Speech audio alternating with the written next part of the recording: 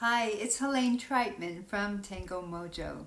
This video is an informal musicality class in which I'm answering questions that came in from some of my students and readers who watched my musicality video playlist recently.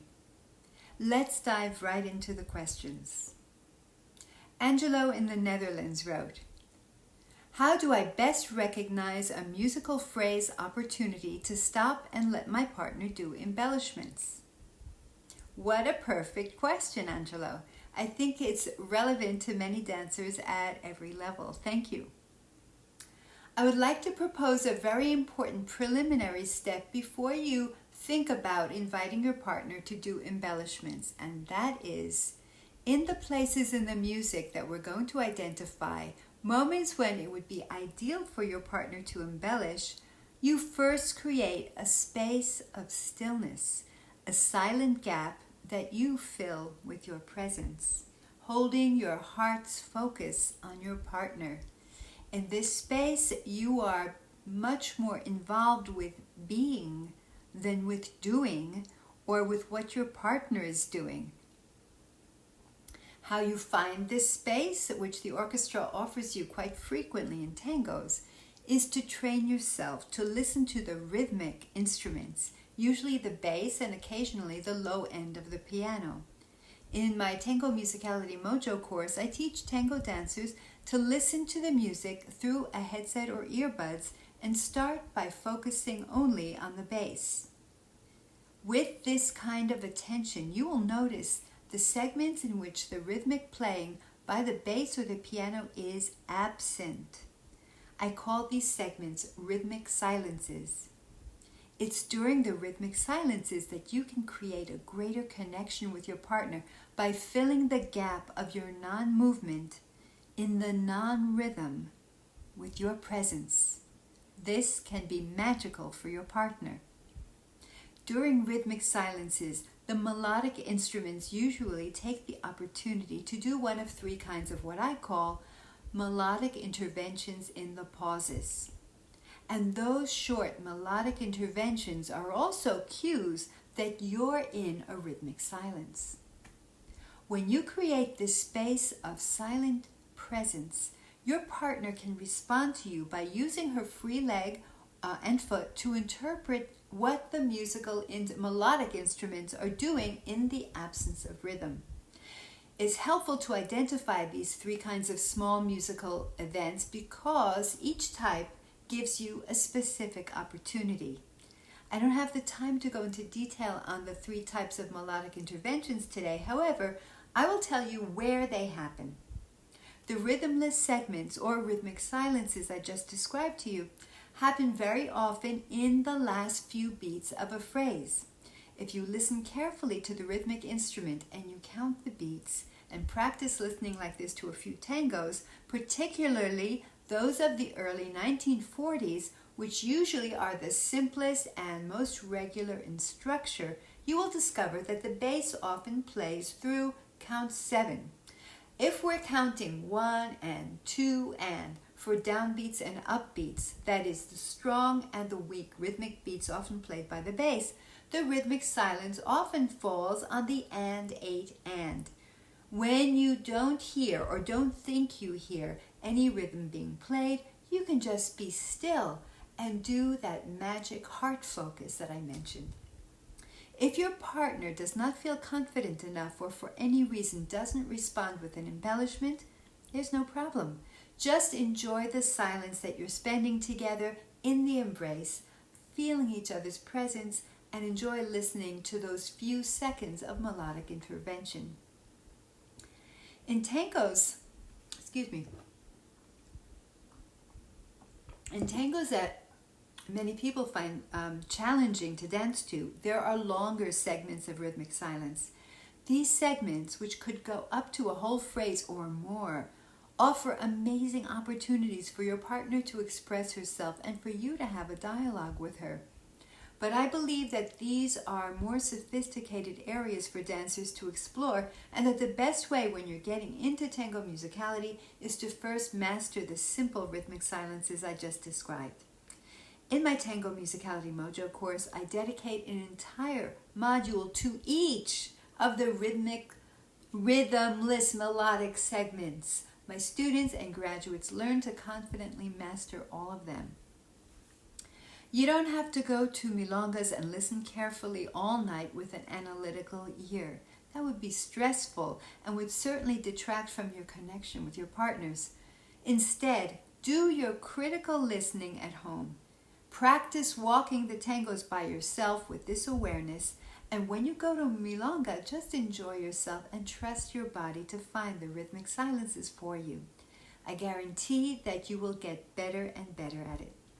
Thank you, Angelo. Les.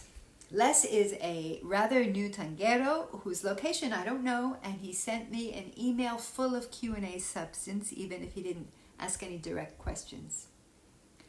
Les wrote, "Thanks so much for posting your videos. I'm very inexperienced and not even currently dancing, but for me, understanding how to listen to the music makes all the difference. In order for me to feel like I can actually take steps with a feeling of musicality, my brain needs to hear the ones. Assuming tango music is counted in phrases of 8 beats, it would be much more helpful for me if in your videos you said 1 every time you snapped on the 1 beat. From there, I can usually figure out where the other 7 beats fall. And in a few moments, I'm going to clarify how I prefer to use the word beat and what I would suggest that we use here instead. But for now, I wrote a few questions back to Les, and he responded that he has done a lot of Appalachian clog dancing, also known as clogging. When he dances, he needs to count the beats in his head. It's the only way he feels comfortable with musicality.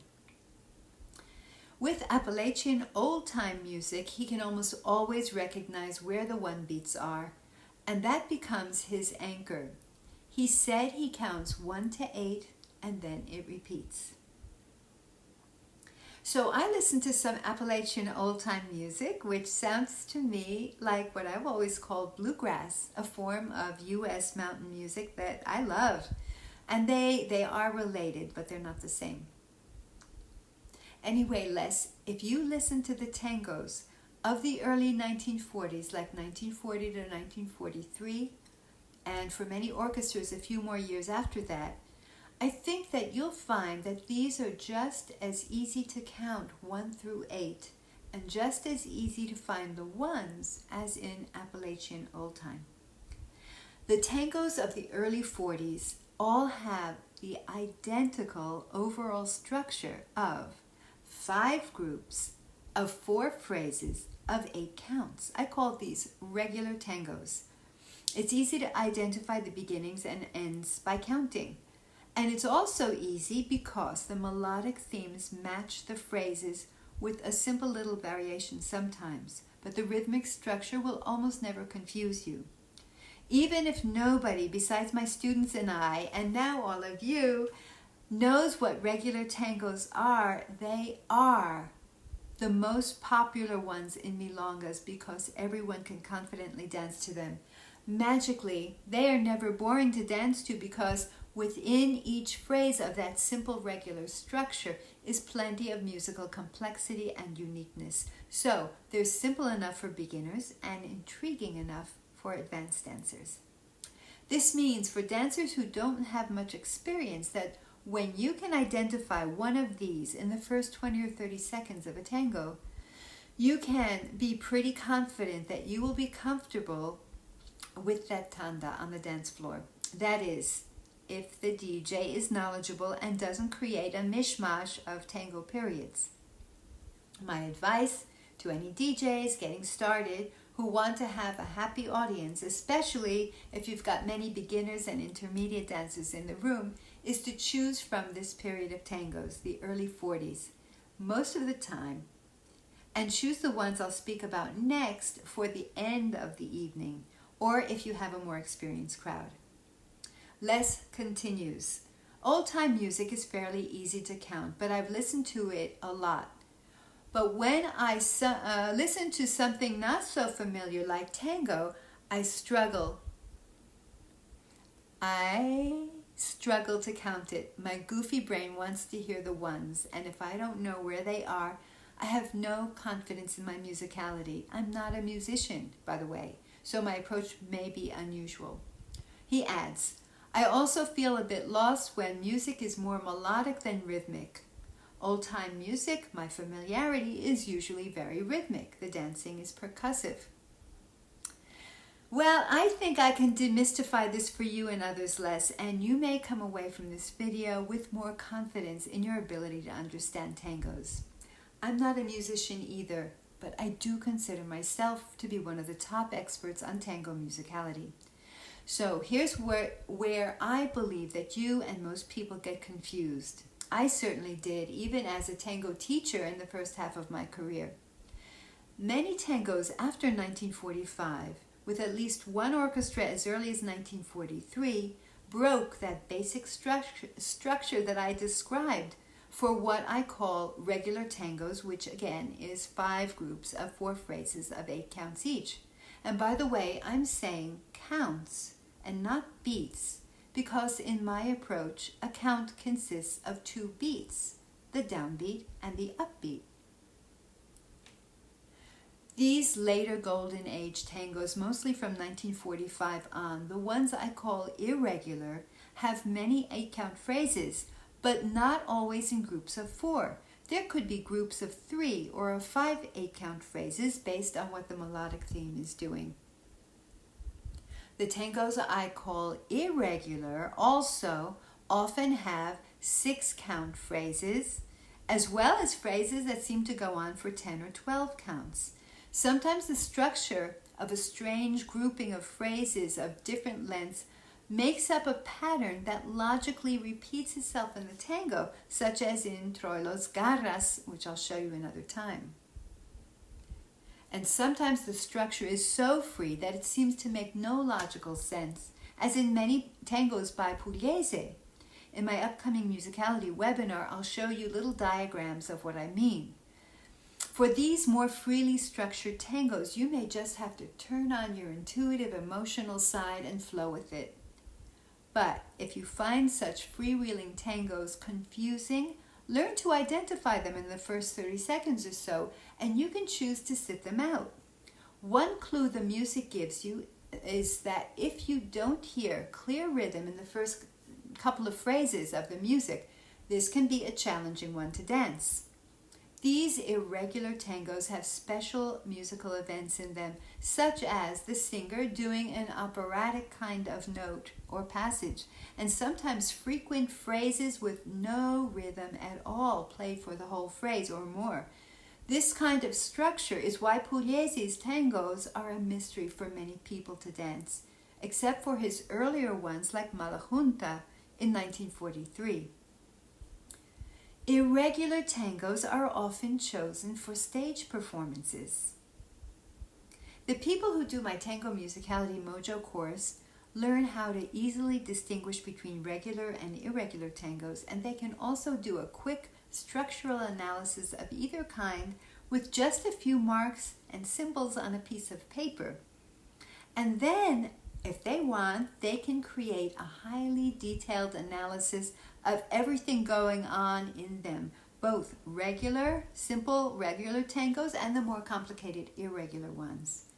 But as I have described, we have thousands of tangos that are structured very regularly with easy to identify rhythms. Here's a simple challenge for you, Les and everyone. Now that you know all this, just listen to any of the big orchestra's recordings, such as by Di Sarli, D'Arienzo, Calò, Tanturi, and others from the early 1940s, the tangos that I call regular, and see whether or not now it's easy for you to count the ones. And let me know. When you're learning to dance tango, I recommend staying away from irregular tangos as much as possible. And tango teachers watching this, please prepare your music before your classes and practicas so you don't confuse your students and yourself, as I used to do before I made this discovery about 7 years ago. If you're counting to a tango and it's getting you confused, you have probably found an irregular one. And by the way, the tangos of the early golden age, around 1935 to 39, or even earlier, the whole period of the 1930s, didn't yet have the regular structure that I described. I still have to go back and break those down so I can identify what distinguishes that group. Thank you so much, Les. This was a fun set of questions to answer.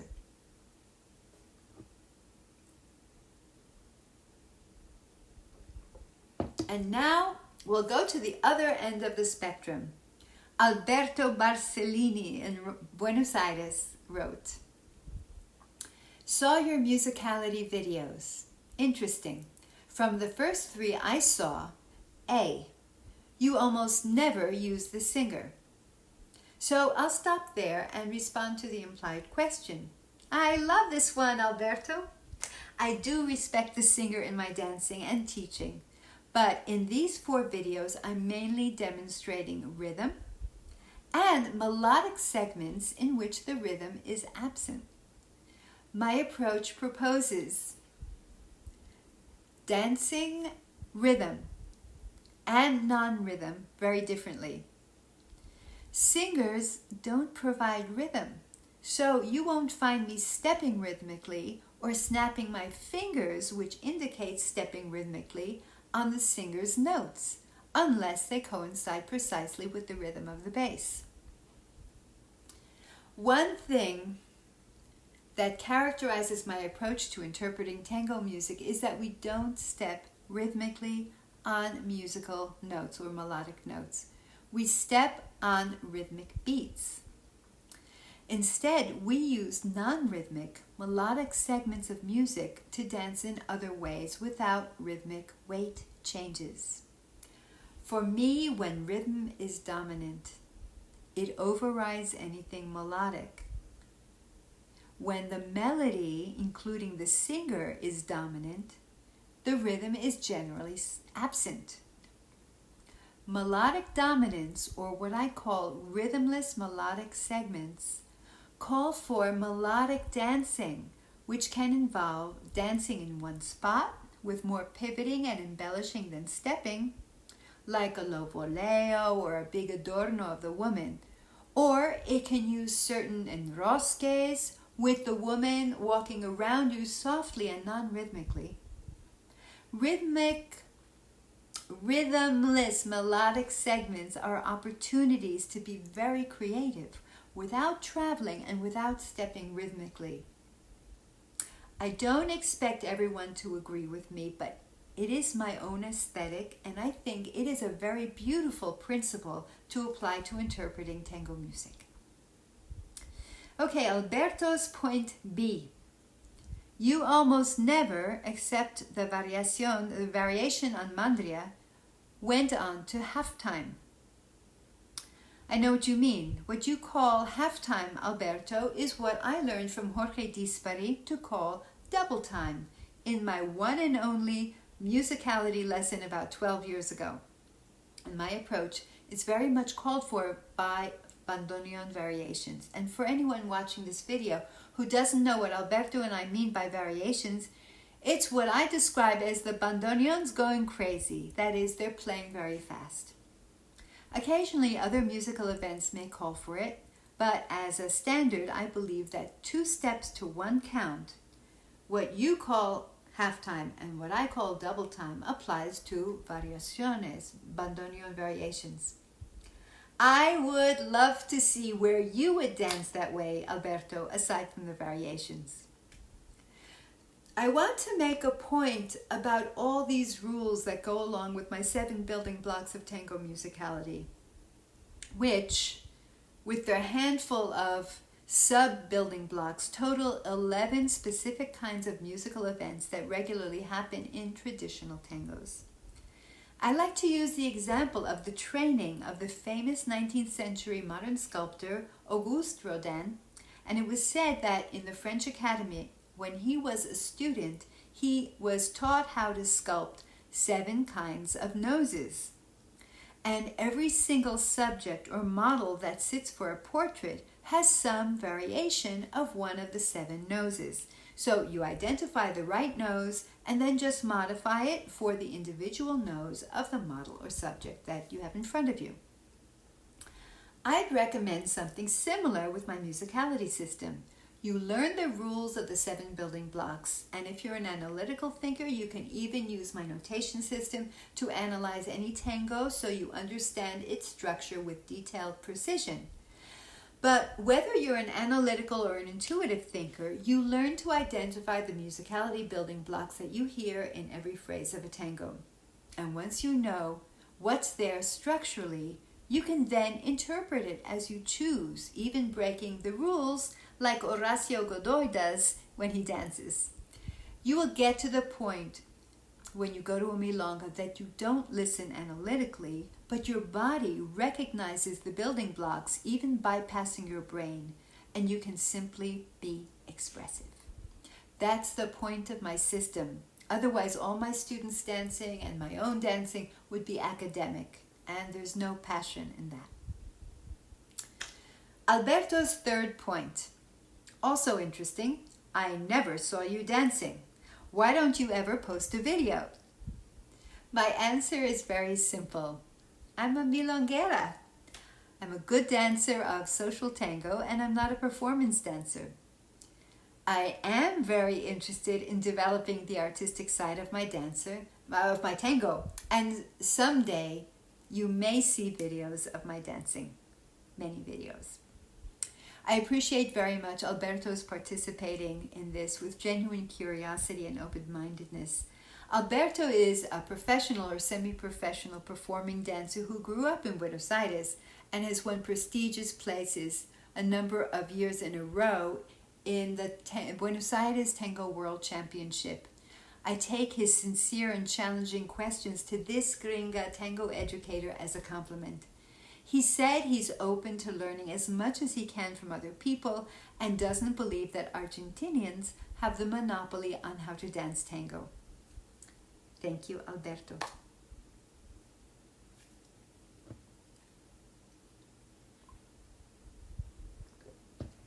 Okay, here are some questions from Jay in Atlanta. Jay is one of the beta test members of my Tango Musicality Mojo 2.0 course. Jay and his wife Jeannie danced to all 4 tangos after watching the videos.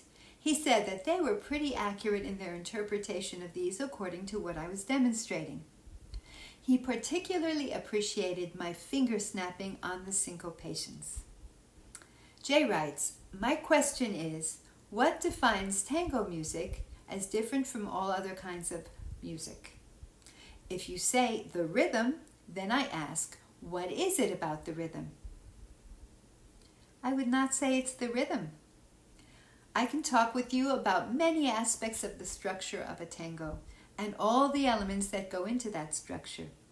In fact, I often do talk with you about them, Jay, in our musicality course, and you know how to analyze many tangos the way that I do it.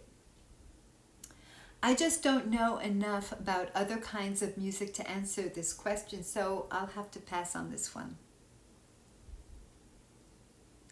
Jay's next question is, what distinguishes tango dancing as different from all other kinds of dance? Jay, you may be more qualified than I am to answer this because you are an experienced tango dancer and very familiar with many other kinds of dancing. I only know tango and a little freestyle and some folk dances, so I really don't know what I'm comparing it to. However, there are 5 things that I believe make tango special. 1.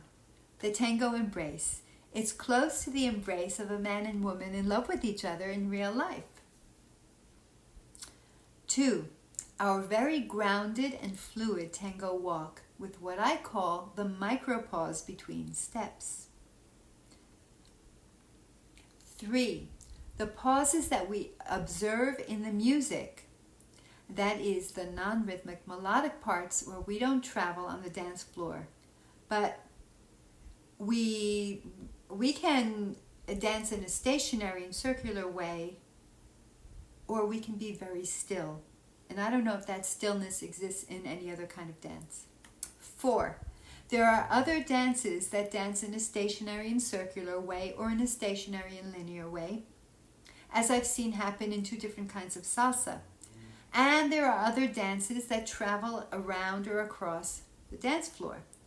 But our tango does both traveling and stationary circular dancing. That's what I call the rosevine aspect of our tango. And number 5, the fact that, ready? We often dance in cross system, a lot. And all other dances I've ever paid attention to are danced in parallel system only. Ha! Next, Jay asks, about your interpretive movements, it looks like you sometimes move your head from side to side to indicate consecutive phrases that are similar. Did you make those head movements intentionally? No, I wasn't aware of it. I was just responding with pleasure. And then Jay asks, how do you dance the syncopations, the ones you distinguish so clearly with your 2-handed finger clicks? We will get into syncopations in detail in a few weeks in your Tango Musicality Mojo 2.0 course. But to give you a quick answer, Jay and everybody, just take a look at any performance video with Adrian and Amanda Costa to a rhythmic tango, almost anything they dance except pugliese. Even Lyrical Di Sarli has lots of syncopations. And you'll see the various super simple things that Adrian does to them. To me, he's brilliant in his simplicity, his clarity, his accuracy with syncopations. And you can watch a few of his videos and steal some of his syncopated steps. They're so simple, you're sure to understand them. For your convenience, everyone, you can find a few good examples of how Adrian and Amanda interpret syncopations in the musicality section of my blog, and I'll put a link to it in the description area below this video. The Costa's names are in the blog post titles. And finally, Jay asks, seeing that improvisation goes together with musicality and connection leads me to ask, is it possible to have musicality and connection without improvisation? To me, improvisation is dancing in the moment without choreography. So if you have choreography, which is not improvisation, you can have musicality and connection. In fact, I think you'd better. You can also have improvisation in tango without musicality and connection, and that would be what we call really bad dancing.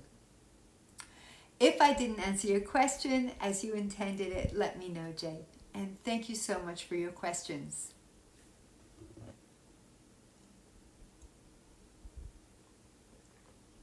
Tom Murak in Cleveland, Ohio has a very specific syncopations question. Tom is one of my Musicality Mastermind graduates from a few years ago, and he's currently participating in my Musicality version 2.0 beta test group along with Jay. Tom wrote, I watched all 4 of the videos, and it's fairly easy to follow your markings of the rhythm. I was just wondering though, in Una Emoción, there is a segment at 2 minutes 20 seconds where the singer is singing and there are syncopations for 6 counts.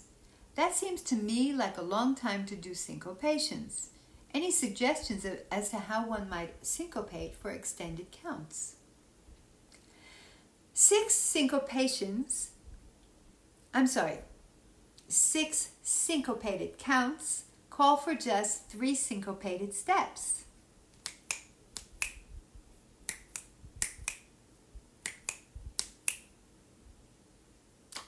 It's very common for tangos to call for 2 syncopated steps in a row, but even some simple regular tangos have 4 in a row. Here are some more examples from our Tango Musicality Mojo program, the tangos that we're studying.